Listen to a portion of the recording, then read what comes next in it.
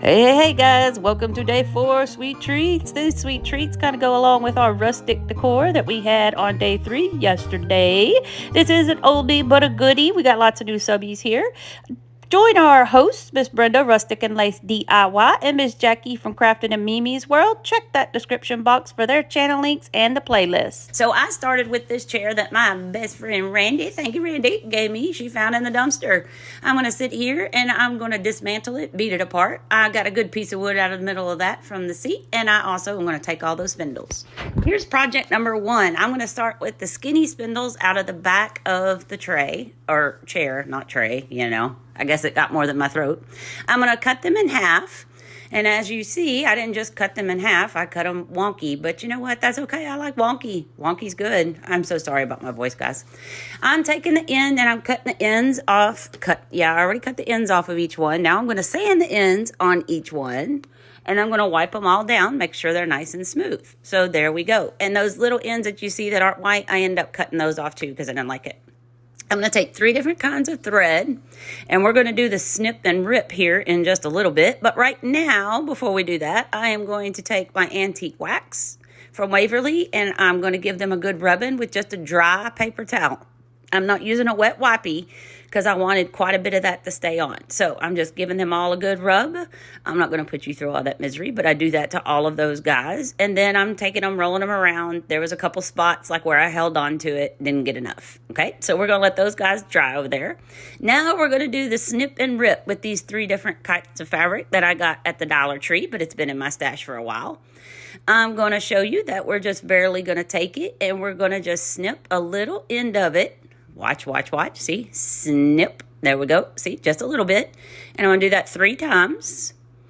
And I'm only going to need 2 of these pieces. I'm going to actually rip 2 of each piece. And see, after we snip, we can just take, pull, and we rip. So I got 3 pieces out of that, but I only wanted 2. And then I did the same with the checkered and the same with just the red. Look at this can I got at the Goodwill. I think it was $3. No, it was $1. Woo, $1. That's even better. We're going to take those stickers off of that. And then I'm also going to clean the inside out because you saw that there was a lot of that green floral foam mess in there. That stuff stinks too, guys. Ugh. Okay, what we're going to do, we're going to make some candy canes with our little spindles and our cloth here. What I'm going to do first is I'm just going to glue a little bit on the end and stick my material on the end there.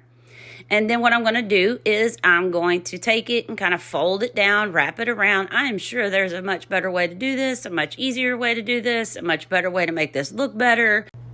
Okay, guys, I had to cut this audio out because since this is an old video, I was talking about last year's 12 Days of Christmas and the Just My Imagination Challenge. But anyway, whining and moaning and griping and, you know, because I was just, yeah, anyway. And so you could tell I'm sick in this video, and here I am sick again. So maybe that's a clue. Maybe I need to watch myself in the month of October to November. Hee hee, keep enjoying. So you saw how I glued the end of that down, and that kind of covered it up too. Now I'm just taking it and I'm whirling, spinning my material around. I'm not gluing it. I glued it at the top, and then I'm going to glue it down here at the bottom. This gives me the freedom to move it around if it slides, or if I want to completely take it off and do something else with the spindles. When it's winter or summer or fall, I can change them from candy canes to something else if I want to.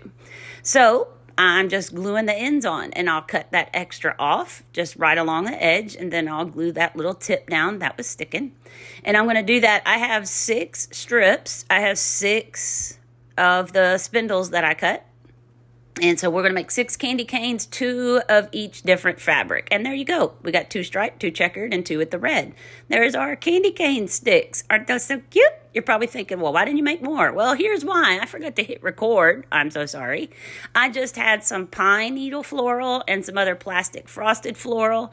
This was all in my stash that I got from my friend Shelly. Thank you, Shelly. And then also these little pit berries that I have no idea where they came from, but they were only 59 cents. Once again, thank you, Shelly. Shelly and Randy, my 2 peeps. They look after me so much. My good heifers. I love my heifers. I'm not gluing anything in here, guys. This is all just literally sitting in the can. I have not glued anything. I didn't put floral foam in. I actually had a vine of like poinsettias that was kind of raggedy. I stuffed that in the bottom so it would lift everything up a little bit. I didn't show you that because you can use foam if you want. You could use a rag. I've done that before. Stuck a piece of towel in it and lift, just something to lift it up. But there is no foam or anything, and I glued nothing in there. So, and then I stuck those berries in there. Now, I had some of my red ribbon left, that one piece I had left, but it wasn't long enough to go around the can. I wanted to tie a ribbon around the can. So the only material I had long enough was this white that I had in my stash for several years. So I only ripped me 2 strips of white. Say hello to Bees. He had to go out the way. And after I snip and rip my 2 strips of white, I'm going to take my antique wax, this cute little sponge dauber thing that I'm sure you're probably supposed to use it for ink or something, but you know, I don't follow the rules. And I'm just going to kind of just dab that on both sides of the ribbon, and I will do that to both ribbons. And then I'll kind of run my hand through it while it's still wet. I'll get messy hands, but I also get a nice brown ribbon. Now, you also can do this with some instant coffee grounds, like I showed you there. I bought some, but it didn't show up till after I was already done. So, you know, that's how it goes. The delivery man was running late. Okay, so now I still want my same red that I put on my candy canes on my can. So I'm going to snip and rip. I'm going to do 2 more of each one.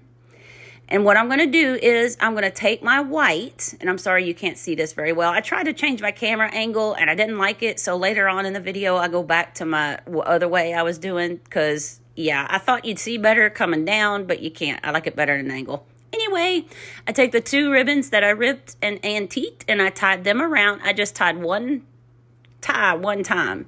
Now I'm putting my other red ribbons in there. I didn't tie those or anything. I just stuck them in there. And now I'm tying a knot around those. So you can see, and now I'll make a bow with the white. And this turns out really cute, guys. So the white is around the can, and then I just tied my red inside the white material cloth. And then I snip and rip the ends on my white since it was wider.